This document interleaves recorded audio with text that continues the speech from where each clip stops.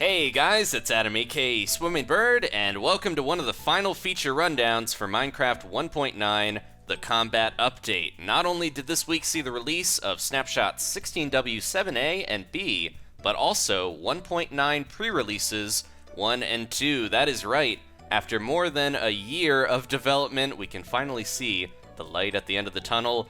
The developers have set a tentative release date for the full version of 1.9. It is planned to go out Thursday, February 25th, 2016. And with that exciting news, let's get into the new features this week. Now, the first thing we're going to talk about, we have shields here. Holding one right in my hand. Shields got a bit of a buff this week. They have about double the durability compared to the older versions in previous snapshots. So this isn't a big deal. They're pretty easy to repair as is. But at the same time, if you are in the middle of combat, you're trying to block arrows and zombie punches, it does kind of help to have the shield have some more durability so you don't have to worry about it running out in the middle of trying to fight stuff.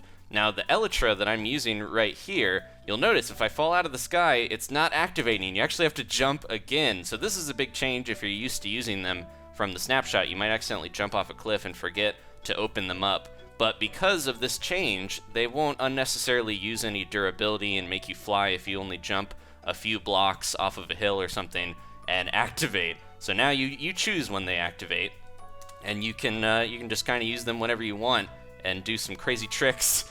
But the Elytra, they've got a few different features to them now that they didn't have before, and one of them is kind of a weird double-edged sword, and you'll see here, when I go into the water, the Elytra actually has a little animation in the water when you're swimming. I'm not actually flying here. I'm swimming like normal, except I look like I am flying and kicking my legs. It gives us a bit of a swimming animation. It's kind of cool.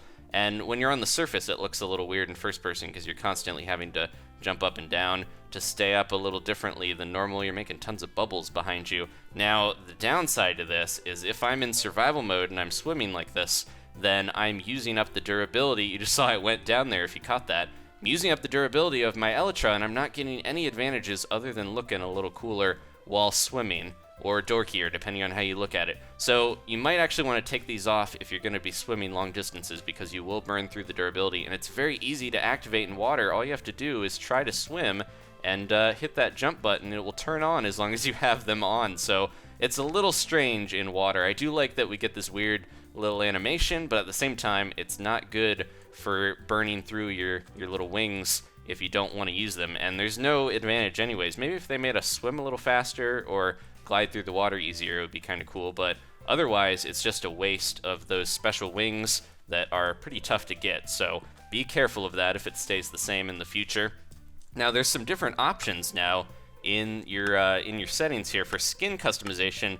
The cape option, it's still pretty much the same, but if you turn it off, it disables the custom Elytra textures as well that come with capes. The capes will look like the Elytra, or vice versa. I mean, the Elytra will look like your cape design if you have one of those. And the developers did say in the future, I want to reiterate this from the last video we did, they are going to change it on the Minecraft website where not only we can update our skins with different textures, but we can change our Elytra wings as well and have custom textures. So don't worry if you're not able to get a cape or anything like that. You'll be able to change your wing textures as well to whatever you want.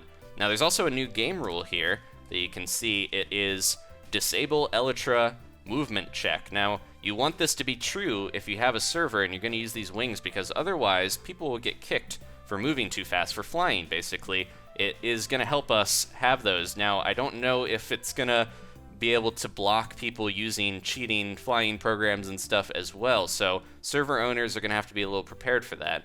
But right now, they had to put in some way for us to use these wings without getting kicked from servers, since we're gliding all over the place really quick.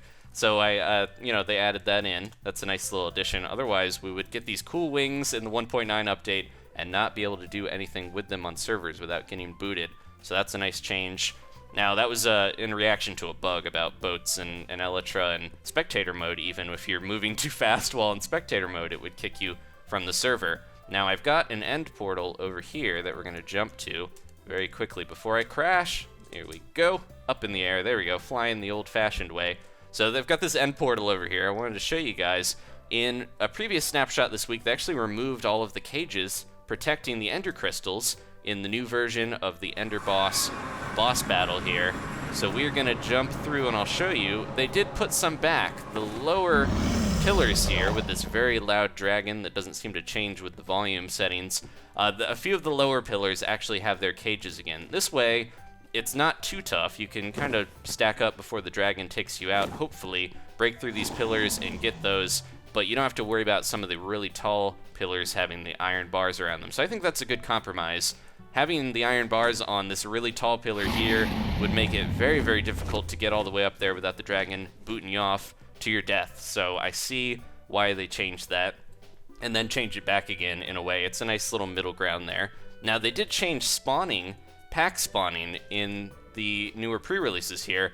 In older versions of the game, they would kind of factor in some things that they would use for spawning different mobs. Now this might be a bug in the pre-release here, but it used to actually try to check for spawning a certain amount of them and also spread them out a little bit so they didn't all clump in a group.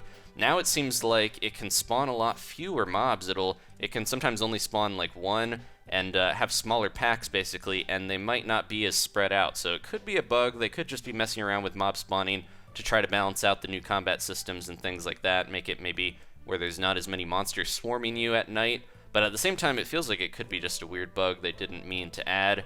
They did add some sounds for making maps, and they also made subtitles for a bunch of the sound events that still did not have subtitles. So that's good for pretty much anyone. I mentioned in one of the snapshots that if you put on the little subtitles, it does help out with seeing where different stuff is. Like you can hear minecarts moving underground when you can't see the hidden abandoned mine and things like that. So it kind of helps to do some nice little scouting in the game that you might not notice otherwise. And you can also see when pigs are oinking, of course. A few more things I wanted to mention.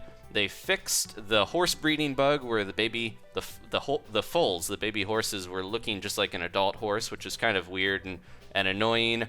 They did change some of the biome colors being too abrupt, and I mentioned before, they made jungles spawn a little bit more. They used to be so rare, but I put in this seed, which is pre-release, or 1.9 pre-release, so I'll put it in the description. The seed is pretty cool. It spawns you right near a huge flower forest, huge jungle, and a giant snowy mountain. Lots of good biomes around here. But yeah, they made it so the biome colors are not as abrupt when they change. They blend better. Zombie pigmen will now attack in groups again when they're fighting other mobs. And they also fixed one of the most annoying bugs out there, the sounds looping and restarting when you were exiting different screens. If you're going through options and stuff like that, or going in and out of your inventory, sometimes the sounds would loop and restart, and it would just be kind of obnoxious. So they fixed that. And one last thing I did want to mention with the bugs, they have fixed almost 400 bugs in this update, which is crazy. Lots of them are from older editions of the game, so they fixed some stuff even going way back to updates long past. So I'm very proud of the developers. I hope you guys are too. It's taken a long time, but 1.9 is almost here. Thank you guys for watching. Please leave a like if you enjoyed this, and maybe subscribe if you haven't. I'll spit a few eggs your way, and thank you. And we'll have some more updates as they come out, but we're winding down here with 1.9. We're getting the full version, so unfortunately that means snapshots are almost at an end. Thank you guys for sticking with me for so long, and we'll have more in the future when 1.10 is in development. I'll see you guys later. Goodbye.